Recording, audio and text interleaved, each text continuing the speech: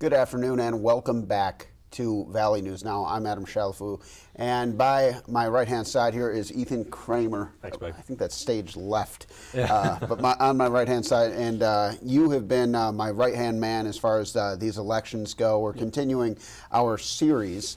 A big one to talk about today. We're talking about Armstrong v. Piepkorn, and this is just an intriguing race. I got to talk to Senator Piepkorn for a long time yesterday, really got to pick his brain. You've gotten to talk to both of these candidates, and we'll kind of continue to take a deeper dive into these elections. But Ethan, I want to start off with the Republicans have really had a stranglehold on the office. They've had control of it for about 3 decades. Yes, yeah, it's been a long time. I mean, that's they've been in control of the governor's mansion in a sense for a long time. It's been since the 90s, 80s. I can't remember the specific day off the top of my head. I want to say it was 92, based on my research yesterday. It's been a long time. Yeah, I used to know off the top of my head, but they've had a stranglehold on it for a long time, and like I said, it's to take down a Republican governor candidate in the state. It's going to take a really good candidate on the Democratic side, and obviously they believe. I've talked to Senator Piepkorn. He's in my sit-down interview I've done with him. He really believes he can pull it off. He's been in the state for a long time, and that's been a big thing. Even he said to you yesterday was like they just believe they've had a stranglehold. He wants to change that up a little bit. Yeah, he talked about balance. So I'm seeing the last one was Albert Sinner, 1985 to 1992. Yep. And so it has been quite some time. You weren't even close to born yet. No. So some ancient history there. But yeah, it was interesting to hear because Piepkorn one of the biggest things he talked about was balance. And one of the big issues with elections in general has just been bipartisanship and the communication across party lines, even going back to some of what the biggest issues have been back when I was college during the 2016 election, is looking in classes and learning about how are these different politicians working across the aisle. So it was interesting to hear Piepkorn talk about that balance. Yeah, no, I would say balance is interesting because when people think of North Dakota, a lot of people think of it just as a red state, and it really is. I mean, it hasn't obviously since '92. That was the last time a Republican. Democrat was in the governor's office. So I mean, yeah, it's just kind of, that's what they're hoping to do is change it up a little bit. They have, Merrill's trying to give it a shot to take down, Kelly, and Kelly's a tough candidate to beat, especially with Kelly's record. He's been in the North Dakota Senate. He's been the chair of the Republican Party in North Dakota. He's obviously the U.S. House rep right now, the lone one from North Dakota. He's a tough candidate to take down. Obviously, he's the favorite. Polls are showing that he's got a pretty substantial lead, but obviously it'll be a big thing when it comes election day, but whether who's won. I mean, I'll be with the Republicans on that day, with Representative Armstrong. So I mean, it'll be interesting to see kind of where they're feeling, how they're feeling about that race, and I mean, it should be an interesting one to follow come election day. Now, Ethan, you've talked to both of these guys at length. Tell me a little bit about what are they all about? What are they kind of running on? Yeah, no, that's a good question, Adam. No, I mean, Kelly, like I said, he's been in politics for a while now in North Dakota. He's running, like he has told me in our sit-down interview. If you want to watch that, you can head to valleynewslive.com. But he's told me he's running because he loves North Dakota. He wants to be the next governor. He sees a path forward as being the next governor. He's received endorsement. He's received an endorsement from former President Trump. So that's a pretty major one. Huge. And so he's received that endorsement. Yes, I mean he sees his policies working. He wants to lower taxes. He wants to make things cheaper in the state because things are pretty expensive right now just throughout the country, and so he wants to help with that. He thinks he can help benefit a lot of people in North Dakota by being the next governor. And then Senator Piepkorn, he's ran a very good campaign. I've had the chance to talk to him multiple times. You talked to him yesterday. He's a really good guy. He's running a good campaign. He's running, like I said, he's running on that fact of there needs to be change. Since there hasn't been a Democratic governor since '92, the bipartisanship. He's running on a lot of those issues. He's trying to play that kind of that middle ground card. I wouldn't even really say he's like, a true, he's a Democrat, but he's trying to play that middle card. Yeah. He kind of is in the middle in a sense on some other issues. Like, he's told me that too. I voted for Republicans. He said that. And he's voted for Democrats. So he's trying to play that middle ground card, maybe trying to attract those voters that don't want to vote Republican anymore, that's just kind of I think what he's really running on, and so it should be interesting come election day to see how he does, and I mean it'll be interesting to see if he's able to pull it off. And it was interesting. One of the things he brought up when I spoke to him yesterday was, I think it was the first thing he brought up literally, was education and strengthening public schools. And so definitely trying to do a lot of that work.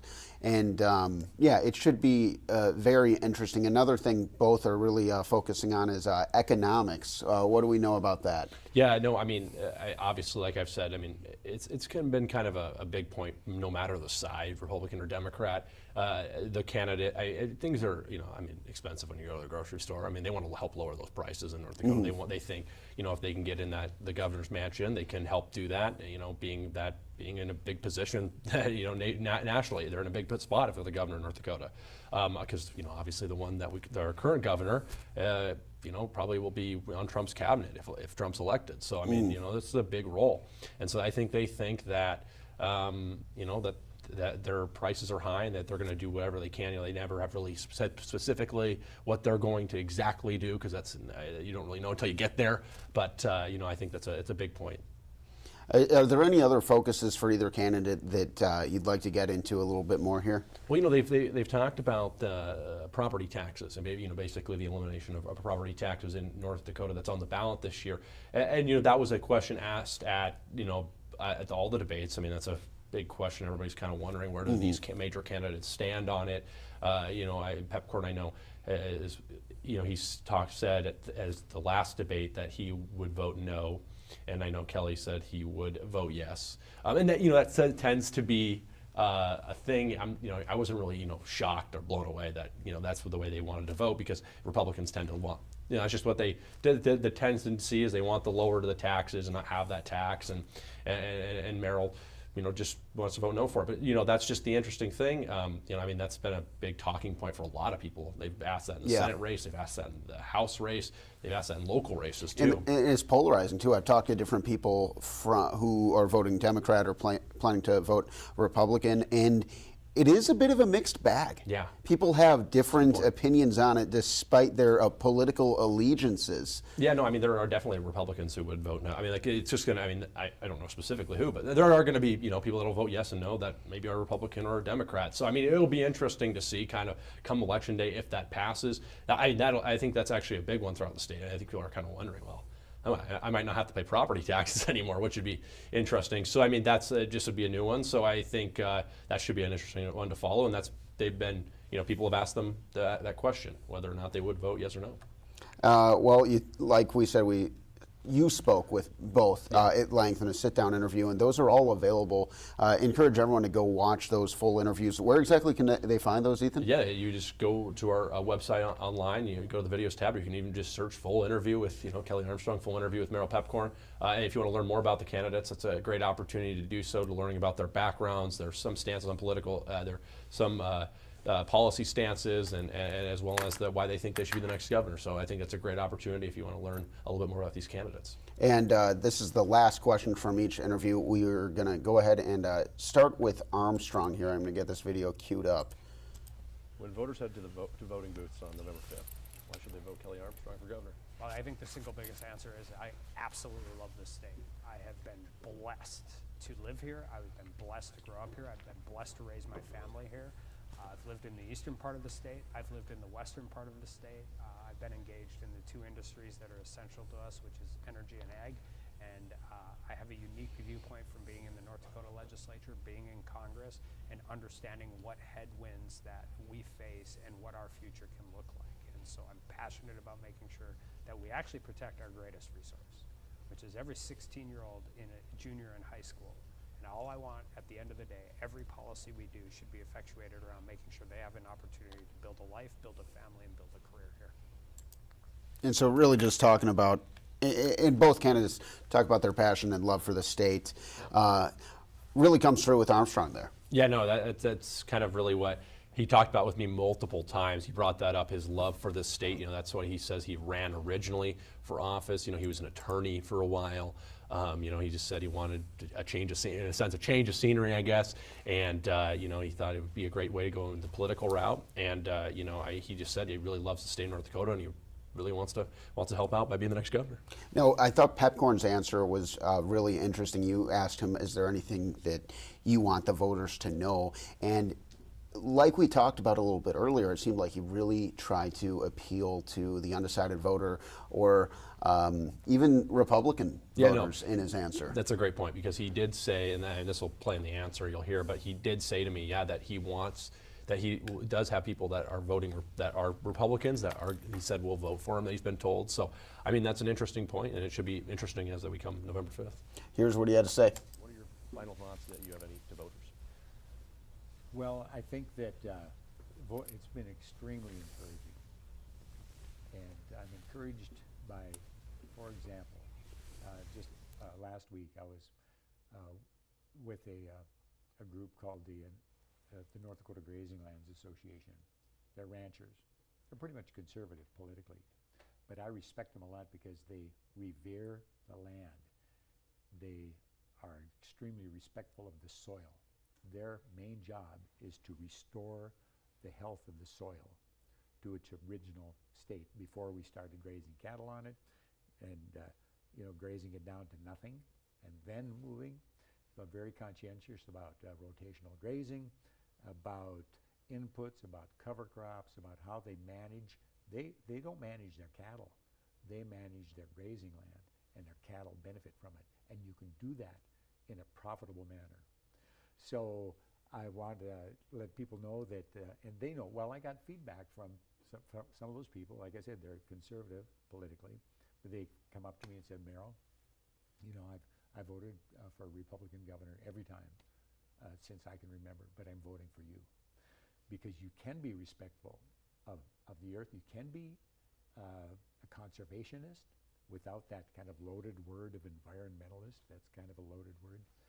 So you can have those sorts of ideals and treat the earth with respect, you know, in the history and tradition of Native American culture, and still be a good, solid governor when it comes to expenditures. You can be conservative in not wanting to raise everybody's taxes to dole out every program that comes along, but you can still be respectful of our environment and of other people. And so I just want to let Republicans and moderates and independents know that when you go into that voting booth, it's just you and that ballot in front of you, and you can vote for whoever you want. And I firmly believe we have a very trustworthy election system here in North Dakota, and I'm just asking for their vote. There we go. And like I said before that, Ethan, that he just flat out does try to appeal to the moderate, try to appeal for maybe the Republican who's going to vote Democrat this time. Yeah, that's what he's trying to do. He's just trying to appeal to those voters. I mean, he's been out and about all over the state. He's told me, you know, he had this thing called Tales on the Trail, that he was out on this, you know, he would post little Facebook videos about what the experience was for the day. And, you know, I mean, he was out doing all that. You know, he's trying to appeal to voters that may be on the fence, and he's trying to maybe pull a few over. And he's going to need a lot of people to pull over to pull it off, because, I mean, it's tough to take. Like you said, Armstrong with a substantial lead in the latest polls. Yeah, no, I mean, Kelly's got a good sized lead. Obviously, we'll find out come election day how close it was, or how close it will be. You know, so it'll be interesting. You know, I mean, it's an interesting race. Both are good candidates, so it should be interesting to see. And that's coming in hot. Wow. And so, you know, today. next Tuesday, we will be talking remotely, as you'll be with the Republican Party on that day. And that's all we have for now. Ethan, anything else you want to let the good people watching on the go, at home, wherever they may be watching Valley News Now, anything you'd like to tell them before we sign off here? One thing I'll add is, because I know we won't talk until Election Day, but you know, I just spoke with the Secretary of State, Michael Howe, and he told me, you know, just if anybody is wondering about election security, he believes that North Dakota has very secure elections. and that they should not be worrying about it come November 5th. And I do want to plug you because you have been working on what is going to be a fantastic story. Yeah. And so I'm really looking forward to seeing that. You've been working on this for months. Yeah. For months. Tell us what's coming up tonight. Yeah, no, I mean it'll be definitely interesting. We were talking about homeless piece here. Yeah. Yeah, no, that was that was interesting. It's been very interesting covering the homeless issue in Fargo. I will say, the last night we ran a little bit a piece about it. About what people are doing, how it's gone so far, the ordinance, etc. Today I was able to talk with the mayor, Mayor Tim Mahoney. And he told me, just about like the winter weather program that they voted on that they're going to implement, and they're going to present a plan here in the coming weeks. But he kind of told me, there's a lot of, it was a 3-2 vote, so there's a little bit of discrepancy between a few commissioners, and he's just really wanting them to come together and try and find a common goal of getting this issue under wraps, because obviously it's been a very notable thing here in the area. Yeah, and nationally too, a lot of nuance to the issue, and nuance to the issue.